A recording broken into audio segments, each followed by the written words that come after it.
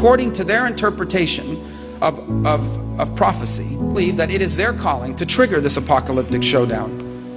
And therefore, when they recruit fighters, what they are recruiting them for is to be a part of this army that is going to trigger this final showdown between the West and Islam, that Islam will win, and then the whole world will be governed under their set of rules, led by the emergence of the 12th Imam, the Mahdi, their messianic figure. Why is this important for us to understand? And why is that important for the next Secretary of State to understand? Because when you understand it, you realize these are not people you can negotiate with. These are individuals with an apocalyptic vision of the future.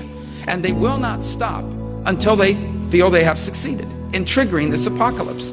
It, by the way, is similar to the views held by the Ayatollah in Iran. And so when people that have an apocalyptic vision of the future are growing in their capabilities, in the case of ISIS, or trying to acquire a nuclear weapon in the case of Iran, you understand why it is that in many cases diplomacy and engagement does not work. And in the